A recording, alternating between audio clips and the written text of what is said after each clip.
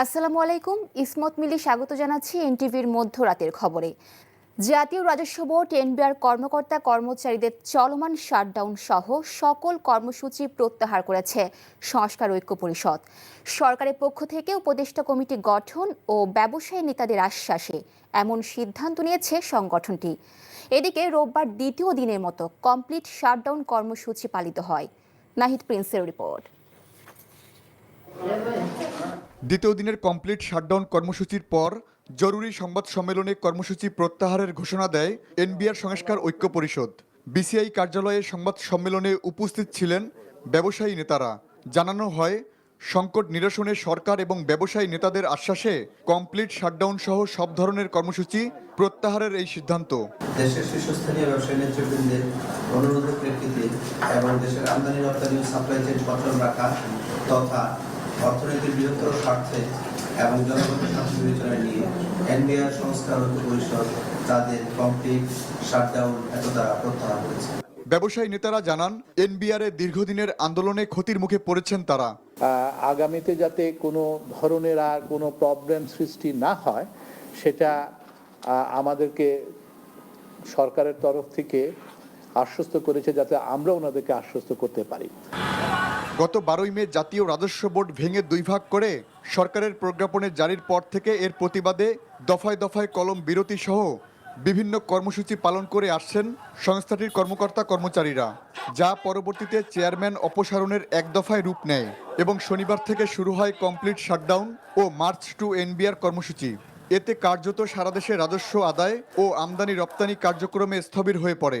এমন পরিস্থিতিতে সরকারের পক্ষ থেকে বিবৃতিতে জানানো হয়, আন্দোলন পরিকল্পিত, আইন বিরোধী ও জাতীয় স্বার্থ পরিপন্থী। এই কর্মসূচি এখনই না থামালে কঠোর ব্যবস্থা নেবে সরকার।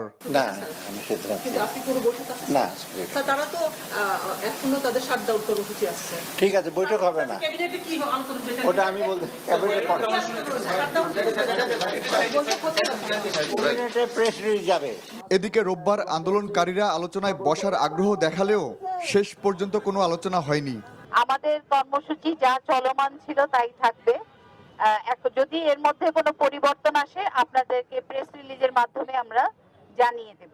এদিকে ভ্যাট শুল্ক ফাঁকির সুযোগ করে দিয়ে অবৈধ সম্পদ অর্জনের অভিযোগে এনবিআর সংস্কার ঐক্য পরিষদের সভাপতি সহ 6 কর্মকর্তার দুর্নীতির অনুসন্ধান শুরু করেছে দুদক। অজ্ঞাত আয় বহির্ভূত সম্পদ অর্জনের প্রেক্ষিতে আমাদের কাছে যে অভিযোগটা এসেছে তার প্রেক্ষিতে এই অনুসন্ধানের সিদ্ধান্ত গৃহীত হয়েছে। তবে এনবিআর এর চলমান আন্দোলনের সাথে দুদকের অনুসন্ধানের কোনো সম্পৃক্ততা নেই বলে জানিয়েছে সংস্থাটি। এর সাথে ওই যে আন্দোলনের কোনো সম্পর্ক নেই।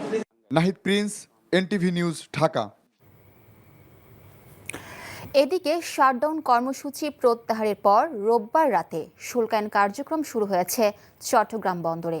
কর্মসূচি প্রত্যাহারের ঘোষণার পর বন্দরের বিভিন্ন গেটে কাস্টমস কর্মকর্তারা দায়িত্ব পালন শুরু করেন।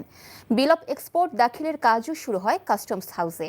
বন্দর সংশ্লিষ্টরা বলছেন, আমদানি রপ্তানি বাণিজ্যে ক্ষতি দ্রুততম সময়ের মধ্যে কাটিয়ে ওঠা সম্ভব হবে যদি সংশ্লিষ্ট সবাই আন্তরিকভাবে কাজ করেন।